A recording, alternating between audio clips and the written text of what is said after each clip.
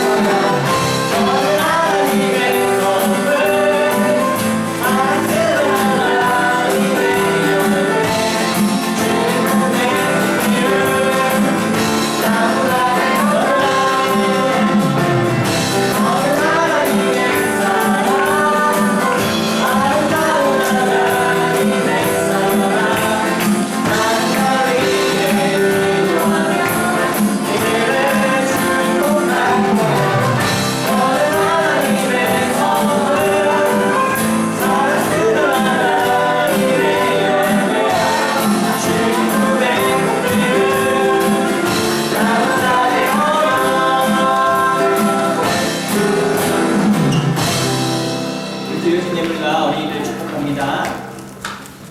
하나님 감사합니다. 하나님 앞에 믿음으로 예물을 준비해 드립니다. 받으시고 기뻐하시고 하나님께 영광이 되게 허락하여 주옵소서. 사랑하는 우리 어린이를 통해서 하나님 기뻐하시고 즐거워하시고 이 아이들이 주님께 영광 돌리는 아이로 자라게 하시옵소서. 예수님의 이름으로 기도합니다. 네. 자, 아이들도 다 앉아주세요.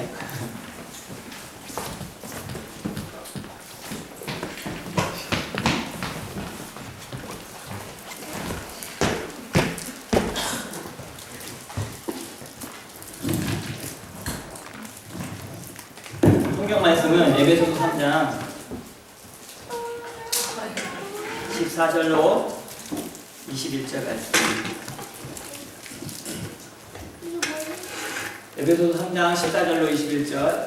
네, 우리 교독하겠습니다. 이러므로 내가 하늘과 땅에 있는 각 족속에게 누구이신 아버지 앞에 무릎을 꿇고 비노니 그의 영광의 풍성함을 따라 그의 성령으로 말미암아 너희 속사람을 능력으로 강건케 하시오며 믿음으로 말미암아 그리스도께서 너희 마음에 계시게 하시옵고 너희가 사랑 가운데서 뿌리가 박히고 터가 굳어져서 능히 모든 성도와 함께 지식에 넘치는 그리스도의 사랑을 알고 그 너희와 길이와 높이와 깊이가 어떠함을 깨달아 하나님의 모든 충만하신 것으로 너희에게 충만하게 하시기를 원하노라. 우리 가운데 역사하시는 능력대로 우리가 구하거나 생각하는 모든 것에 더 넘치도록 능히 하시리이게 교회 안에서와 그리스도 예수 안에서 영광이 대대로 영원 무궁하기를 원하노라. 아멘. 기도하겠습니다. 하나님 아버지 감사합니다. 이 시간 하나님의 말씀을 나눌 때 깨닫게 하시고 주의 말씀으로 새로 하시게 허락하여 주옵소서. 예수님의 이름으로 기도합니다. 아멘. 우리 한번 같이 할까요? 치유와 회복된 세계를 품자. 치유와 회복되어 세계를 품자. 오늘 말씀의 제목도 한번 할까요? 기도로 하나님을 알게 됩니다. 기도로 하나님을 알게 됩니다. 기도로 하나님을 알게 되는 저와 여러분 되시길 예수님의 이름으로 축복합니다. 네. 오늘 이렇게 새롭게 우리가 예배의 장소를 좀 옮겨서 이렇게 모이니까 공간이 더 넓은 것보다는 훨씬 이렇게 있으니까 훈훈한 느낌이 드네요. 우리 옆으로 한번 축복할까요? 당신을 예수님의 이름으로 사랑합니다. 당신을 예수님의 이름으로 사랑합니다. 네.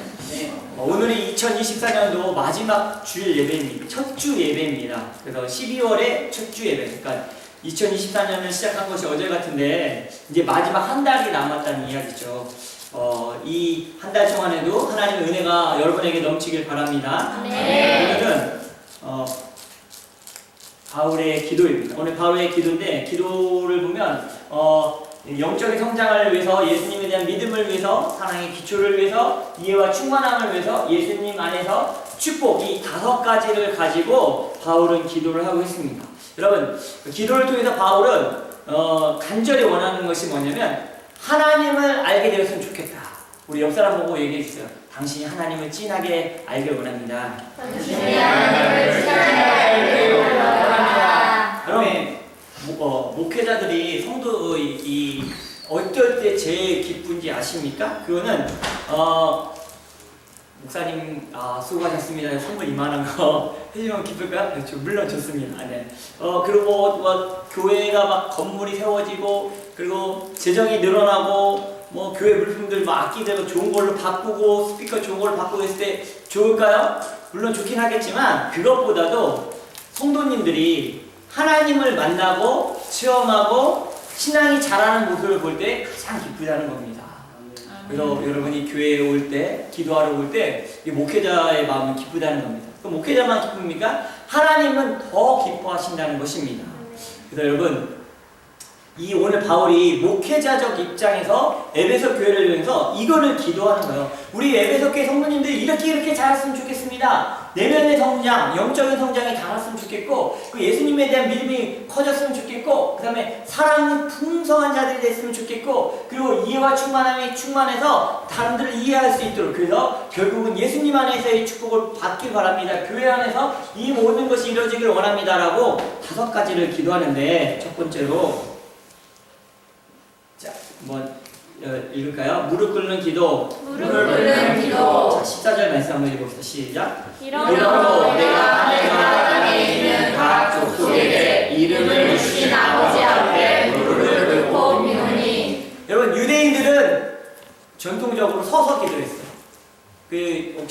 그런 다큐멘터리 같은 데 보면 예루살렘 성벽 남아있는 데 가갖고 막 이렇게 서서 막 이렇게 움직이면서 기도를 하잖아요.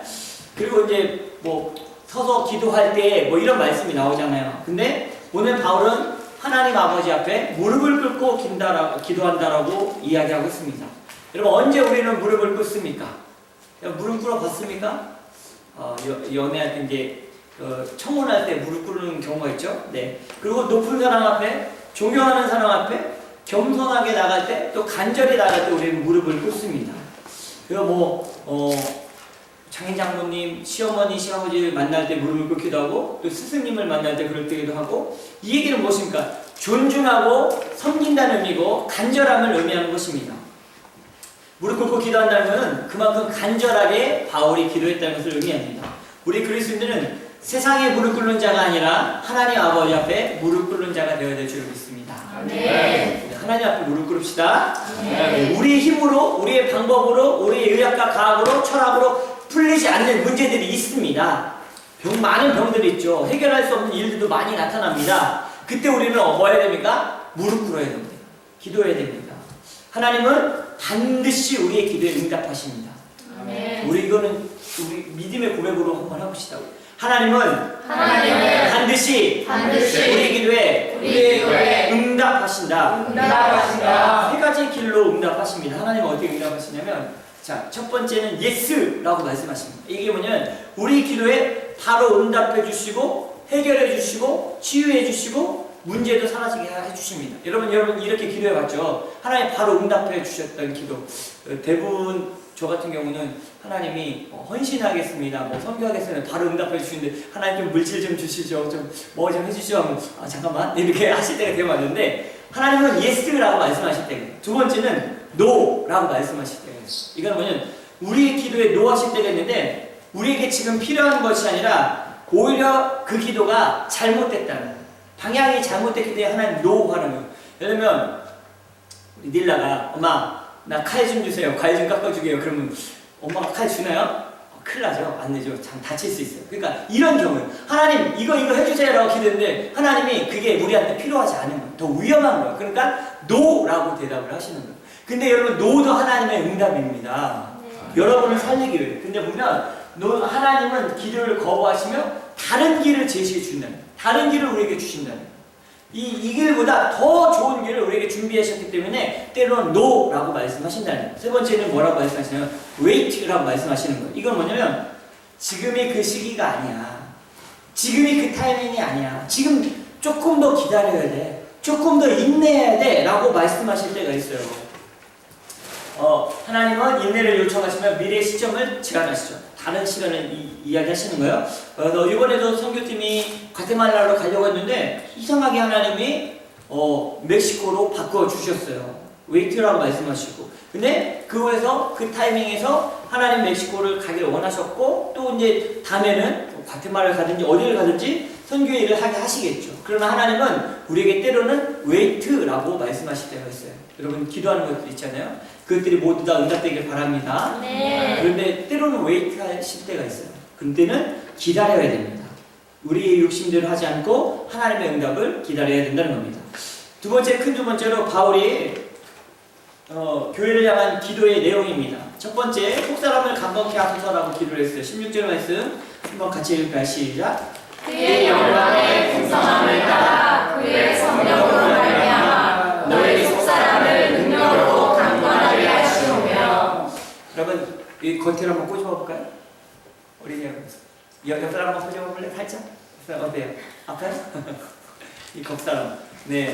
그리고 한번 이 자매들을 향해서 오늘 우리 형제들 아니면 그 같은 자매들이 한번 축복해 줬으면 좋겠습니다. 오늘 화장 잘 먹었습니다.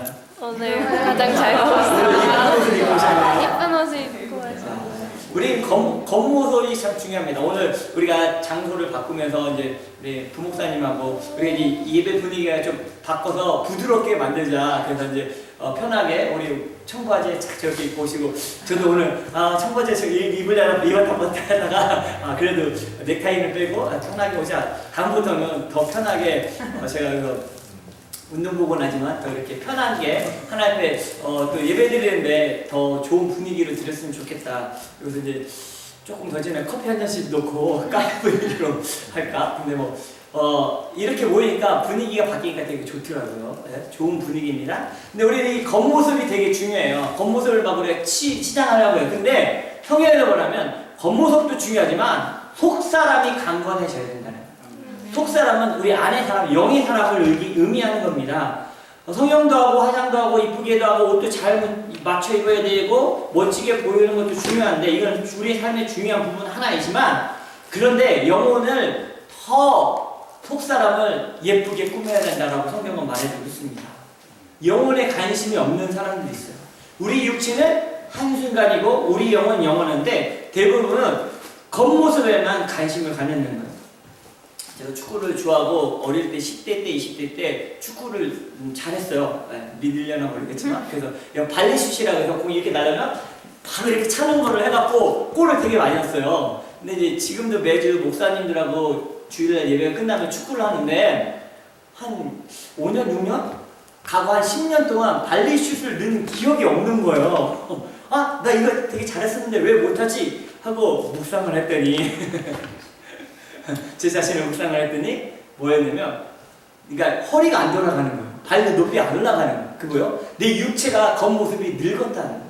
그렇게 젊었던 마음은 있었지만 육체가 늙었고 겉모습이 후패해져 간다. 성경에 말하면 점점 나빠져 가는 거예요.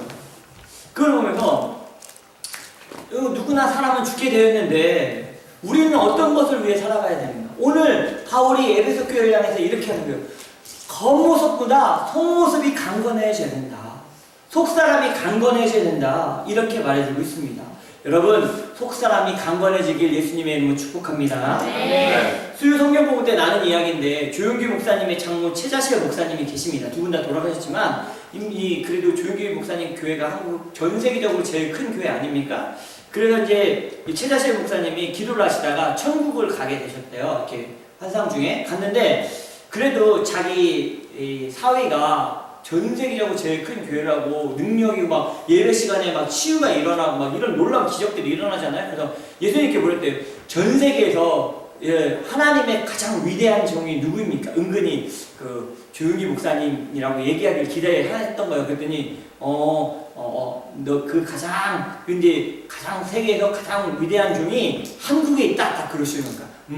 우리 저기 사이겠구나 라고 생각을 했는데 하나님이 이제 예수님이 보여준 게 뭐냐면 어떤 시골에 그 섬마을에 한 10대 명 할머니 할아버지들 목회하고 있는 그 목사님이 그 교회 마당을 쓸고 있는 모습을 보여주시대요. 그러면서 내가 이 세상에서 가장 위대한 종은 이 목사님이다 라고 얘기를 하신 거예요. 그래서 깜짝 놀랐대요. 그랬더니 그 목사님이 어떤 분이었냐면 거기서 한 10몇 년, 20년 가까이 30년 이렇게 넘으면서 젊을 때 들어왔다가 자기도 나이가 이렇게 먹은 거예요. 근데 알겠지만 이 목회자도 약간 소망이 있잖아요. 큰 교회를 하고 싶고 막 부흥하고 싶은 소망이 누구나 있는데 거기 시골의 섬에 모여봤자 몇 명이 모이겠어요. 막 사람이 늘어나는 것도 아니고 그러니까 이분이 한 몇 년 하다가 가방을 싸갖고 도망가려고 배터가 딱 나오는데 그 성도님 할머니 한 명 오셔서 목사님 어디 가세요?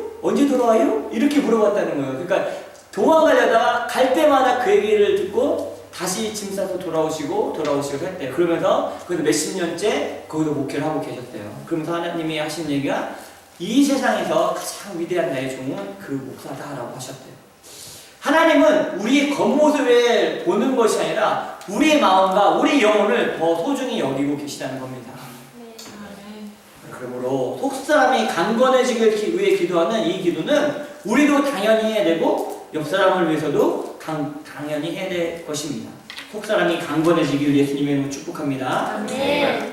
두 번째는 뭐냐면 그 속사람을 강건케 하는 방법은 예배를 통해서 기도를 통해서 성경을 통해서 이 속사람이 강건해지게 방법입니다. 두 번째, 믿음으로 마음에 예수님이 계시게 하옵소서라고 두 번째 기도를 합니다. 17절 말씀을 읽을까요? 시작. 믿음으로 말하면 그리스도께서 너희 마음에 계시게 하시옵고 너희가 사랑 가운데서 우리가 박히고 터가 부러져서. 여러분, 우리는 하나님이 될 수 없습니다. 그렇죠? 그러나 성경은 우리에게 하나님을 닮아가라 예수님을 닮아가라 라고 말해주고 있습니다. 우리 옆 사람 축복해 주십시오. 하나님을 닮아가십시오. 예수님을 닮아가십시오. 하나님을 닮아가십시오. 예수님을 닮아가십시오. 예수님을 닮는다는 거, 하나님을 닮는다는 거는 이게 무슨 의미가 있냐면 예수님이 하신 일을 따라가고 그분이 보여진 행동을 카피하라는 거예요. 여러분 그거 아세요? 여러분 자녀들이 나중에 이제 결혼하고 나면 자녀들을 이렇게 키우게 될 분들도 있는데 여러분의 모습을 그대로 따라가세요. 저희 이제 예전에 케냐에 계셨을 때 기아대척공교회 선교사님이 계셨는데 근데 그 선교사님은 항상 운전할 때 바지를 이렇게 하나 이렇게 걷고 이렇게 운전을 하세요. 그리고 이렇게 하고 다니실 때가 되게 많아요. 근데 그 딸이 태어났는데 2살짜리 애가 여기 한쪽만 걷고 막 걸어 다니는 거예요, 여자애가. 그럼 어떻게 저거를 따라하지? 어떻게 뭘 봤다고 저렇게 따라하는데 당연히 자녀는 부모를 닮게 되어 있습니다. 그럼 우리는 우리 아버지이신 하나님을 닮아야 될 줄을 믿습니다. 네. 이거는 늘 마음에 예수님 계시다는 걸 인정해야 돼요. 어떨 때는 속상하고 화가 나는 일이 있을 때 입으로 욕이 나오려고 하는 상황이 있습니다. 그때 마음속에 그래도 내가 믿음의 사람인데 내가 내 안에 예수님이 계시는데 라는 것을 깨달아야 돼요. 너무 화가 나면 예수님 잠시만요 하고 무시하면서 화를 내기도 합니다. 이 케냐의 선배 선교사님 중에 목포에서 주먹이셨던 목사님이 한 분 계십니다. 이제 처음에 이제 교회를 개척했는데 한국의 개척교회는 이렇게 건물 쭉 있으면 1층, 2층 뭐 이렇게 있잖아요. 근데 교회가 2층이었는데 지하에 그런 뭐라고 하죠? 카바레는 너무 옛날 말인데 디스코텍도 옛날 말인데 뭐죠? 클럽. 네. 보셨나요? 클럽에 깡패들이 딱 있고 있으면서 맨날 목사님에서 예배하니까 막 시위를 걸은 거예요. 근데 이분이 목표에 주먹이셨잖아요. 근데 감리교 목사님이셨어요. 근데 감리교 목사님들이 로만 칼라라고 해서 여기 로만 칼라 이렇게 해갖고 입고 다니시거든요. 근데 이분이 너무 화가 나시니까 너네들 잠깐만 기다리라고 2층 올라가서 서랍에다가 이제 서랍 딱 빼고서 이 로만 칼라 빼면서 예수님 잠시 여기 들어가 계십시오. 늦고 내려와갖고 해결하셨다고 그런 얘기를 하신 적이 있는데 여러분 이거 뺐다고 해서 예수님이 잠시 여기 들어가 계시는 건 아니잖아요. 그러니까 우리가 항상 뭐냐면 우리 마음에 예수님의 계심을 인정해야 됩니다. 그리고 속으로 계속 배워야 돼요. 예수님 어떻게 할까요? 이런 일은 어떻게 할까요? 믿음으로 산다는 것은 매 순간 예수님과 이야기하는 겁니다. 그것을 왜 기도하는 거예요? 믿음으로 마음에 우리 마음에 예수님이 계시게 하옵소서. 이게 예수님 닮아가는 거고 예수님을 모시는 겁니다. 이 기도를 했다는 거예요. 세 번째 어떤 기도를 했습니까? 우리가 영적인 성장을 위해서는 지속적인 대화, 하나님을 닮아가기, 예수님 마음속에 예수님 넣는 겁니다. 자, 세 번째, 사랑으로 터가 굳어지게 하소서라 기도했는데 17절 18절 말씀을 읽었으면 좋겠습니다. 시작. 믿음으로 말미암아 그리스도께서 너희 마음에 계시게 하시고 너희가 사랑 가운데서 뿌리가 박히고 터가 굳어져서 능히 모든 성도와 함께 지식에 넘치는 그리스도의 사랑을 알고. 에베소 교회를 위해서 세 번째 기도한 건 뭐냐면 사랑으로 터가 굳어지게 하소서. 여러분 혹시 기타 배워보신 적 있습니까? 아니면 악기 이런 현악기라고 하는 그런 악기를 좀 해보신 적 있습니까? 저도 기타를 중고등학교 때 한 번씩 해보잖아요. 그래갖고 친구들 하니까 따라서 지금은 거의 못 치는데 그때는 이게 해봤어요. 그랬더니 이 세 줄이잖아요. 이렇게 하다 보니까 손끝이 너무 아픈 거예요. 그러다가 연습을 계속 했더니 이 손끝에서 이 껍질이 벗겨지면서 물집이 생기는 거예요. 스킨이 떨어져 나가고 이렇게 됐더니 어느 순간이 되니까 단단해져서 잡을 수 있더라고요. 맞나요? 역시. 증명해 주셨습니다. 지금 손 단단하시죠? 굳은 살이 매게 사랑의 굳은 살이 매겨야 된다. 이거예요. 우리도 이처럼 사랑도 연습해야 된다. 나눔도 연습해야 되고 일부러 희생도 해봐야 됩니다. 우리는 연약하고 부족한 자들입니다. 그래서 마음에 예수님을 인정하고 있으면서도 실수와 실패를 할 수 있다는 겁니다. 그래서 우리가 계속 사랑을 연습하면서 뿌리가 박혀지고 터가 굳어지게 해야 된다는 거예요. 그래서 사랑도 연습해야 되고 나눔도 연습해야 되고 기도도 연습해야 되고 드리는 것도 연습해야 되고 그래서 그 사랑이 뿌리가 박히고 터가 굳어져야 되는 것입니다.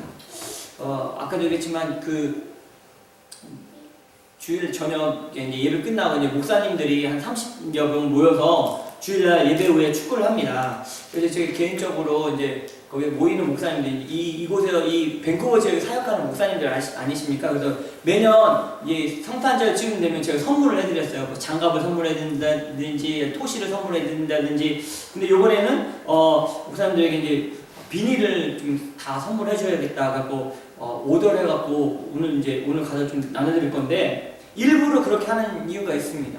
저도 사랑을 연습하는 거예요.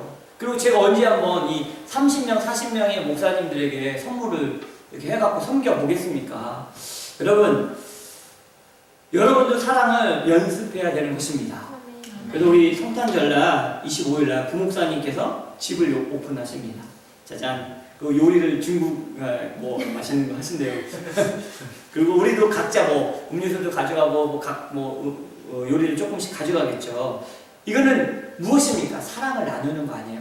이런 것도 연습해서 터가 굳어지도록 내 사랑에 굳은 살이 배겨야 됩니다. 그래서 자연스럽게 사랑할 수 있는 그런 관계가 되도록 바울은 오늘 에베소 교회를 향해서 기도하고 있는 거예요. 우리를 향해서 동일하게 교회는 이래야 된다라고 말해주고 있는 겁니다. 따라합시다. 사랑을 나누면 더 풍성해집니다. 풍성한 사랑을 하시길 바랍니다. 봅시다. 사랑은 연습이 필요해요. 사랑의 기초를 쌓으세요. 그리고 사랑의 뿌리를 강화하세요. 사랑은 희생과 노력이 필요하다는 거죠. 자, 네 번째입니다. 깨달아 충만하게 하소서. 이렇게 기도해서 19절 같이 읽읍시다. 시작. 그 너비와 길이와 높이와 깊이가 어떠함을 깨달아 하나님의 모든 충만한 것으로 너희에게 충만하시기를 구하노라. 어떤 일을 그냥 하는 사람과 목적을 깨닫고 하는 사람은 자세와 태도가 다르다는 거예요. 그래서 군대에서는 해라 가면 여기 산을 여기 있는 산 파갖고 저쪽 옮겨가면 산 파잖아요. 근데 의미가 없어요. 근데 어떤 목적, 거기에 고귀한 목적이 있다는 걸 알면 그것을 통해서 최선을 다한다는 거예요. 하나님을 만나고 그 은혜를 깨닫고 사는 사람과 종교적으로 형식적으로 살아가는 사람의 태도는 다르다는 거예요. 일주일에 한 번은 교회를 가고 종교를 가지고 있는 것이 너무 좋아 보여서 신앙생활하는 사람들도 있습니다. 나는 그래도 종교 하나를 가져야지. 근데 예수님을 구주로 만나고 하나님의 사랑을 체험하는 사람과는 신앙생활의 태도가 다르다는 겁니다. 예수님께 올인하며 살아가는 사람들 보면 그들은 하나님의 은혜와 사랑의 깊이가 또 높이와 넓이를 깨달은 사람들입니다. 그런 사람들은 하나님이 주시는 충만함을 갖게 되어 있습니다. 저와 여러분이 하나님을 더 깊이 깨닫게 예수님으로 축복합니다. 아멘. 그래서 충만해져야 될 줄 믿습니다. 아멘. 다른 것 말고 예수님으로 충만합시다. 아멘. 우리 이따가 예배 끝나고 부를 찬양이 충만이라는 찬양이에요. 예수님으로 충만해야 되기를 원합니다. 한번 우리 고백할까요? 내가 우리 가슴 흔들어 갑시다. 내가 예수님으로 충만하기를 원합니다. 다른 이름이 필요합니까? 아닙니다. 우리는 예수 이름 하나면 충분합니다. 예수 이름에 목숨 걸고 예수 이름으로 행하고 예수 이름으로 살아야 될 줄로 믿습니다. 아멘. 이것을 위해 바울은 에베소 교회를 위해 기도했답니다. 다섯 번째 넘어가기 전에 하나님이 영적인 변화의 과정인데 하나님을 먼저 만나면 은혜를 깨닫게 됩니다. 그렇죠? 하나님을 하나씩 두 개씩 깨닫게 되면 이제 태도가 변하기 시작해요. 그리고 충만함을 경험되고 결국은 변화된 삶을 살아간다는 거예요. 그래서 우리는 신앙생활 하나님 만나는 걸로 끝나는 게 아니라 변화된 삶까지 가야 된다. 근데 그 과정에는 은혜도 깨달아야 되고 우리의 태도도 변해야 되고 은혜도 경험해야 돼요. 그래서 예배 때 눈물도 흘려야 되고 기도할 때 충만함도 받아야 되고 찬양을 통해서 은혜도 경험해요. 그래서 결국은 변화된 삶을 살게 되어 있다는 겁니다. 자, 다섯 번째입니다. 축복은 예수 안에서 교회 안에서 일어나게 하소서라고 기도합니다. 21절 같이 읽겠습니다. 시작. 교회 안에서와 그리스도